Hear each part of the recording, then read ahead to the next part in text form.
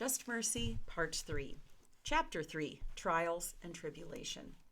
After months of frustration, failure, and growing public scorn, Sheriff Thomas Tate, ABI lead investigator Simon Benson, and the district attorney's investigator Larry Eichner decided to arrest Walter McMillan based on Ralph Myers' allegation.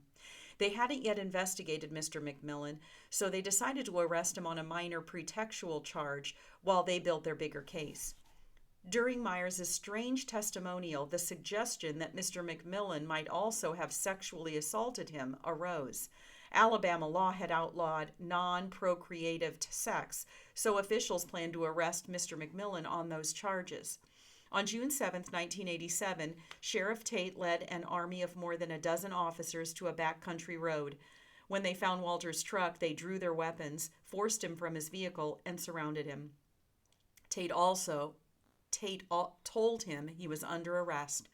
When Walter frantically asked the sheriff what he had done, the sheriff told him that he was being charged with sodomy. Walter told the sheriff that he did not understand the meaning of the word. When the sheriff explained the charge in crude terms, Walter was incredulous and couldn't help but laugh at the notion.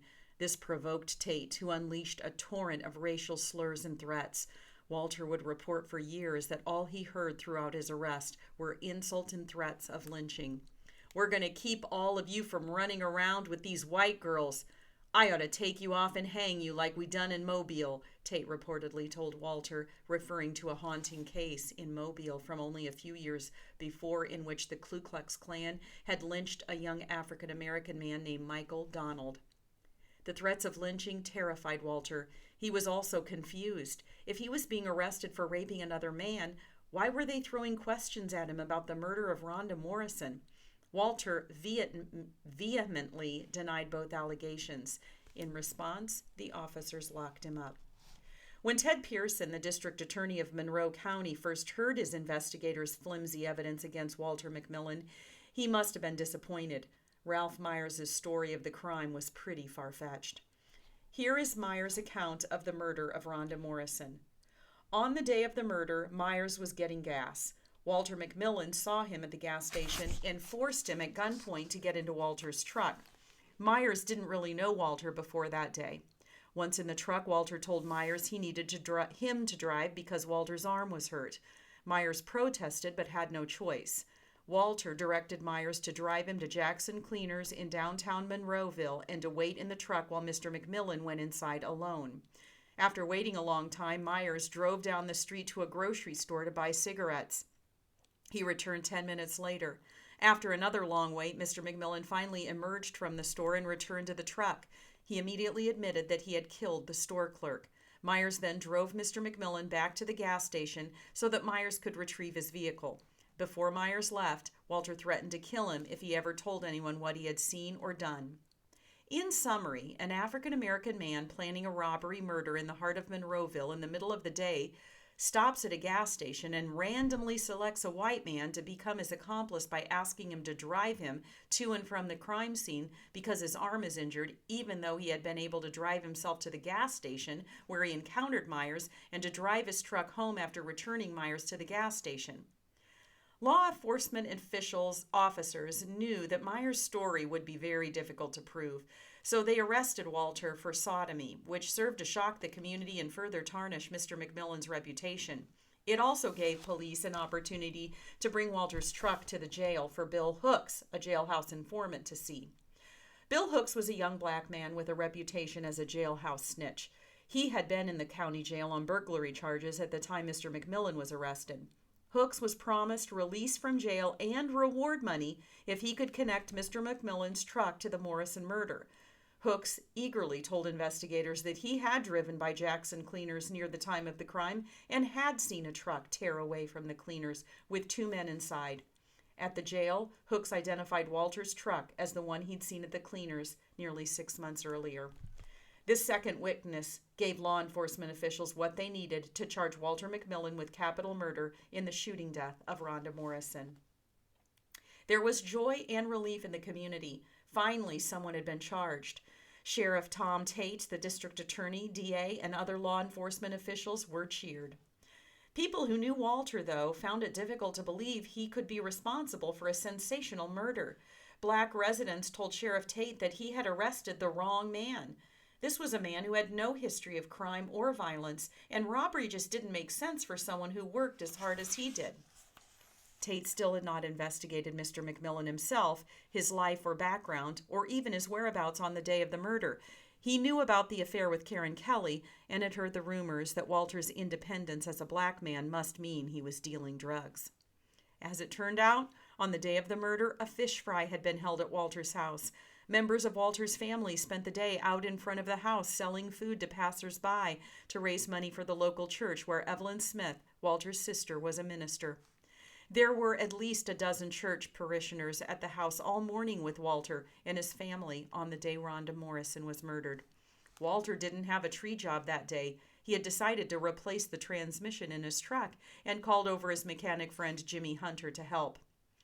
By 9:30 in the morning, the two men had dismantled Walter's truck, completely removing the transmission. By 11, relatives had arrived and had started frying fish and other food as well.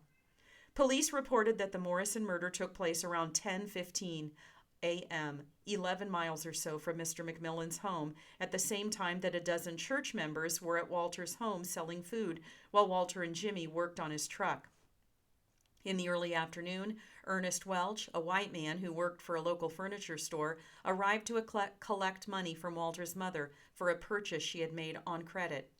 Welch told the folks gathered at the home that his niece Rhonda had been murdered at Jackson Cleaners that morning. They discussed the shocking news with Welch for some time. Dozens of people were able to confirm that Walter could not have committed the crime.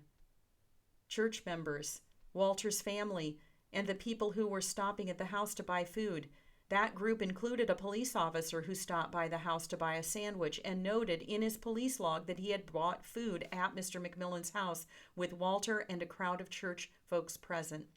Based on their personal knowledge of Walter's whereabouts at the time of the Morrison murder, family members, church members, black pastors, and others all pleaded with Sheriff Tate to release Mr. McMillan. Tate wouldn't do it. The arrest had been too long in the making to admit yet another failure. He and his investigators discussed it and agreed to stick with the accusation. Ralph Myers was beginning to have second thoughts about accusing Mr. McMillan. He, too, was being charged in the Morrison murder. In exchange for testifying against Walter, though, he'd been promised that he would be favorably treated. Now it was starting to dawn on him that admitting to involvement in a high-profile murder that he actually had nothing to do with was probably not smart. A few days before the capital murder charges against Mr. McMillan were made public, Myers told the police his allegations against Mr. McMillan weren't true. At this point, Tate and his investigators had little interest in Myers denying his own story. Instead, they decided to pressure Myers to produce more incriminating details. When Myers protested that he didn't have more details because, well, the story wasn't true, the investigators weren't hearing it. Instead, on August 1st, 1987, they transferred both Myers and Walter from the county jail to death row, but on separate floors so they wouldn't interact. Death row is the most extreme, punitive confinement permitted. Putting someone who has not yet had a trial into a prison reserved for convicted felons, let alone on death row, is almost never done. Even the other death row prisoners were shocked. It's unclear how Tate was able to persuade the prison warden to house 2 pretrial detainees on death row, although it's likely because he had connections from his days as a probation officer. Sheriff Tate drove Walter to Holman Correctional Facility, a short drive away in Atmore, Alabama. Before the trip, the sheriff again threatened Walter with racial slurs and terrifying plans. When Walter McMillan arrived on Alabama's death row, an entire community of condemned men awaited him. 100 or so death row prisoners had been sentenced to execution in Alabama since capital punishment was restored in 1975. Most of them were black, although to Walter's surprise, some were white. Everyone was poor, and everyone asked him why he was there. Condemned prisoners on Alabama's death row unit were housed in windowless concrete buildings that were notoriously hot and uncomfortable. Each death row inmate was locked in a 5 by 8 foot cell with a metal door, a commode, and a steel bunk by themselves for 23 hours a day. The temperatures in August consistently reached more than 100 degrees. Incarcerated men would trap rats, poisonous spiders, and snakes they found inside the prison to pass the time and to protect themselves. Isolated and remote, most prisoners had limited opportunity for exercise or visits and were held in disturbingly close proximity to the electric chair. The large wooden chair was built in the 1930s, and inmates had painted it yellow before attaching its leather straps and electrodes. They called it Yellow Mama. With another scheduled execution fast approaching, condemned prisoners were talking about executions constantly when Walter arrived. For his first 3 weeks on Alabama's death row, the horrifically botched execution of John Evans was pretty much all they heard about. Evans had been electrocuted 3 times over the course of 14 minutes after electrodes were incorrectly fastened by corrections officers. The circumstances of his excruciating death haunted the other inmates. The whirlwind of the past few weeks had left Walter devastated. His whole life he'd been unrestrained by anyone or anything. Now he found himself confined in a way he could never have imagined. The racist taunts and threats from law enforcement officers who did not know him were shocking. He'd never experienced such contempt. He had always been well liked and gotten along with just about everybody. He genuinely believed the accusations against him had been a serious misunderstanding. Once officials talked to his family to confirm his alibi, he'd surely be released. When the days turned into weeks, Walter began to sink into deep despair. His body reacted to the shock of his situation. For days, he couldn't taste anything he ate. He couldn't calm himself. When he woke each morning, he would feel normal for a few minutes and then sink into terror upon remembering where he was. Prison officials had shaved his head and all the hair from his face. Looking in a mirror, he didn't recognize himself. He was used to working outside among the trees with the scent of fresh pine on the cool breeze. Now he found himself staring at the bleak walls of death row. Fear and anguish, unlike anything he'd ever experienced, settled on Walter. The judge, Robert E. Lee Key, Jr., had appointed an attorney to represent Walter for his trial, but there was something untrustworthy about this white lawyer who didn't seem to have much interest in Walter's side of the story. Instead, his family raised money to hire the only black criminal lawyers in the region, J.L. Chestnut and Bruce Boynton from Selma. Chestnut was fiery and had done a lot of civil rights work.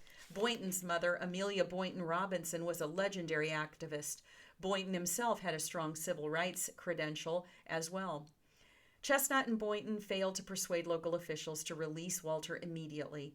Meanwhile, Sheriff Tate was furious that Mr. McMillan had hired outside lawyers. On the trip to Holman, he mocked Walter for thinking it would make any difference. Although the money to hire Chestnut and Boynton was raised by family members through church donations and by selling their few possessions, local law enforcement pointed to it as evidence that Walter was secretly hoarding money and that he wasn't the innocent man he pretended to be. Other prisoners had advised him to take action and file a federal complaint to fight against being illegally held on death row.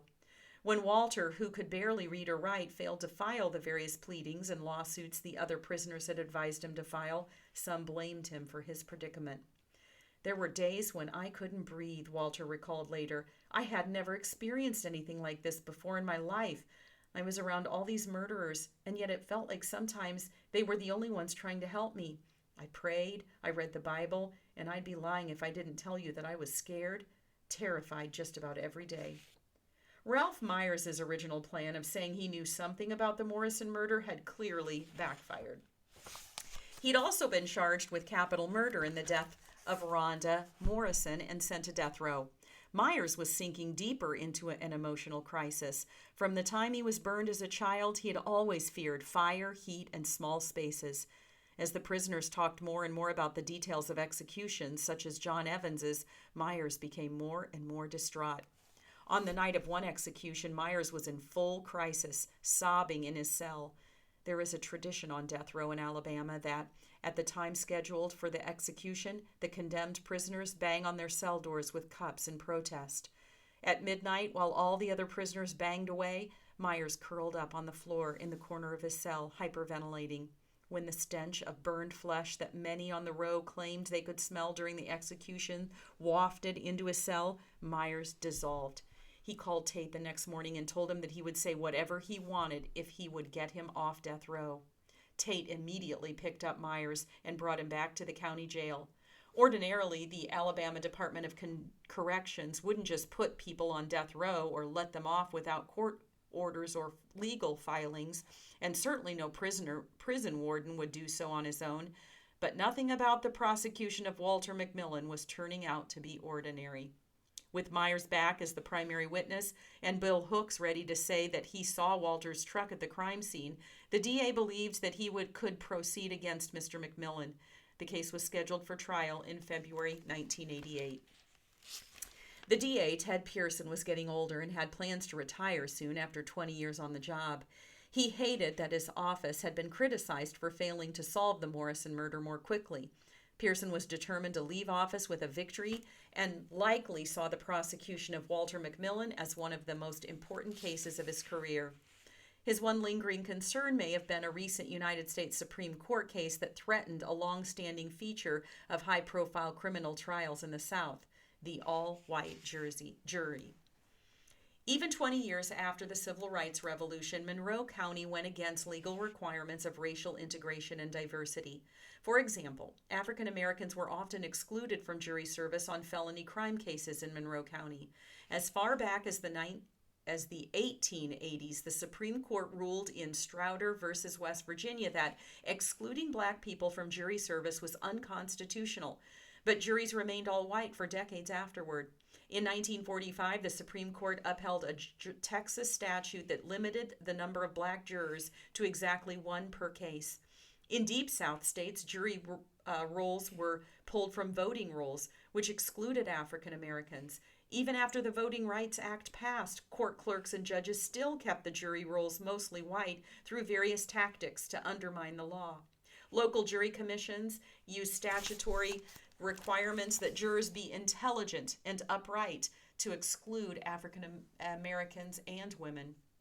By the 1970s, the Supreme Court ruled that underrepresentation of racial minorities and women in jury pools was unconstitutional, but the practice of striking all or most African American potential jurors was common. Striking, or using preemptory strikes, is a practice that allows lawyers to reject jurors without stating a reason why, which meant that defendants like Walter McMillan, even in counties that were 40 or 50% black, frequently found themselves staring at all-white juries because all the black jurors had been struck. This was especially common in death penalty cases. Then, in 1986, the Supreme Court ruled in Batson versus Kentucky that prosecutors could be challenged more directly about using racial discriminatory preemptory strikes. This development gave hope to black defendants, but didn't necessarily stop prosecutors from finding loopholes to continue excluding black jurors. In cases like Walter's, which had caught the community's attention, defense attorneys will often file a motion to change venue, to move the case from the county where the crime took place to a different county where there is less publicity and eagerness to convict. Usually, though, judges reject the motion. In October 1987, Chestnut and Boynton presented a change of venue motion. To their surprise, Pearson agreed that the trial should be moved due to the amount of pre-trial coverage. Judge Key nodded sympathetically. Chestnut, who knew his way around the Alabama courts, was sure something bad was about to happen. Could the judge and the DA already have a plan? When the judge suggested that it be moved to a neighboring county so that witnesses wouldn't have far to travel, Chestnut remained hopeful. Almost all the bordering counties had fairly large African American populations, between 32 and 72% black. Only wealthy Baldwin County to the south was atypical, with an African American population of just 9%.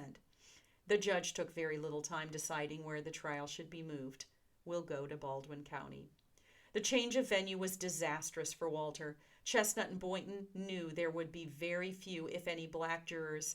They also understood that it was an extremely conservative county that had made even less progress than Monroe in leaving behind the racial politics of Jim Crow. Chestnut and Boynton immediately complained, but the judge reminded them it was their motion. Walter worried about the venue change as well, but he still put his faith in this fact. No one could hear the evidence and believe that he committed this crime. He just didn't believe that a jury, black or white, could convict him on the nonsensical story told by Ralph Myers, not when he had an unquestionable ally with close to a dozen witnesses. Meanwhile, Ralph Myers was once again having second thoughts. The February morning that the trial was set to begin, he told investigators that he could not testify because what they wanted him to say was not true. The trial was postponed, and Myers was sent back to death row for refusing to cooperate. Back at Holman, it wasn't long before he again showed serious emotional and psychological distress. He was sent to the Taylor Hardin Secure Medical Facility in Tuscaloosa, the state hospital for the mentally ill. It did very little to change his predicament, though, and he was returned to death row after 30 days at the hospital. Realizing he could not escape the situation he'd created for himself, Myers finally agreed once and for all to testify against Walter McMillan. A new trial date was scheduled for August 1988. By now, Walter had been on death row for over a year. As hard as he had tried to adjust, he couldn't accept the nightmare his life had become. His lawyers seemed happy that Myers was struggling. They told Walter it was a good sign that Myers had refused to testify, but it meant another 6 months on death row for Walter, and he couldn't see anything encouraging about that. When they finally moved him to the Baldwin County Jail in Bay Minette for the August trial, Walter left death row confident he'd never return. He had befriended several men on the row and was surprised by how conflicted he felt about leaving them, knowing what they would soon face. Yet when they called his name to the transfer office, he lost no time in getting in that van to leave. The trial was short and clinical. Jury selection lasted just a few hours. Pearson used his preemptory strikes to exclude all but one of the African Americans who had been summoned to serve on the jury. The state put Myers on the stand to tell his absurd story about Walter forcing him to drive to Jackson Cleaners. This version had Myers going into the cleaners, where he saw Walter standing over the dead body of Rhonda Morrison. Bizarrely, he also claimed that a third person was present and involved in the murder, a mysterious white man with salt and pepper hair who was clearly in charge of the crime and who directed Walters to kill Myers too, but Walters couldn't because he was out of bullets. Walter thought the testimony was so nonsensical he couldn't believe that people were taking it seriously. Why wasn't everyone laughing? Chestnut's cross-examination of Myers made it clear that the witness was lying. When Chestnut finished, Walter was sure that the state would simply announce that they had made a mistake. Instead, the prosecutor brought Myers back up to repeat his accusations, as if repeating his lies enough times would make them true. Bill Hooks testified that he'd seen Walter's truck pull out of the cleaners at the time of the murder, and that he recognized the truck, because it had been modified as a lowrider. Walter instantly whispered to his lawyers that he hadn't turned his truck into a lowrider until several months after Morrison was murdered. His lawyers didn't do much with the information, which frustrated Walter. Then another white man Walter had never heard of, Joe Hightower, took the stand and said that he had seen the truck at the cleaners too. There were a dozen people who could talk about the fish fry and insist that Walter was at home when Rhonda Morrison was killed. His lawyers called only 3 of them. Everybody seemed to be rushing to get the trial over with, and Walter couldn't understand it. The state then called Ernest Welch, a white man who said he was the furniture man who collected money at the McMillan house on the day they were having a fish fry. But it wasn't the same day that his niece Rhonda Morrison was murdered. He said that he had been so devastated that he went to the McMillan residence to collect money on a different day. The lawyers made their arguments, the jury retired, and less than 3 hours later they filed back into the courtroom. Stone-faced, one by one, they pronounced Walter McMillan guilty. A week later he sat in the van with shackles, pinching his ankles and chains tightly wound around his waist. He could feel his feet beginning to swell because the circulation was cut off by the metal digging into his skin. The handcuffs were too tight, and he was becoming uncharacteristically angry. "Why you got these chains on me this tight?" The 2 Baldwin County deputies who had picked him up a week earlier had not been friendly on the ride from death row to the courthouse. Now that he had been convicted of capital murder, they were downright hostile. One seemed to laugh in response to Walter's question. "Them chains is the same as they were when we picked you up. They just feel tighter because we got you now." "You need to loosen this, man. I can't ride like this." "It ain't going to happen, so you should get your mind off it." Walter suddenly recognized the man. At the end of the trial, when the jury had found Walter guilty, his family and several of the black people who had attended the trial were in shocked disbelief. Sheriff Tate claimed that Walter's 24-year-old son Johnny said, "Somebody's going to pay for what they've done to my father." Tate asked deputies to arrest Johnny, and there was a scuffle. Walter saw the officers wrestle his child to the ground and place him in handcuffs. The more he looked at the two deputies driving him back to death row, the more convinced he became that one of them had tackled his son. The van began to move. They couldn't tell Walter where he was going, but as soon as they got on the road, it was clear that they were taking him back to death row. He had been distraught and confused on the day of his arrest. He had been frustrated when the days turned into weeks at the county jail. He'd been depressed and terrified when they took him to death row before he was even convicted of a crime. But when the nearly all-white jury pronounced him guilty after 15 months of waiting for vindication, he was shocked, paralyzed. Now he felt himself coming back to life, but all he could feel was seething anger. Walter realized that he had been foolish to give everyone, the prosecutors, the judge, the officers, the benefit of the doubt. "Hey, I'm going to sue all of y'all." He knew he was screaming and that it wasn't going to make any difference. "I'm going to sue all y'all," he repeated. The officers paid him no attention. "Loose these chains! Loose these chains!" He couldn't remember when he'd last lost control, but he felt himself falling apart. With some struggle, he became silent.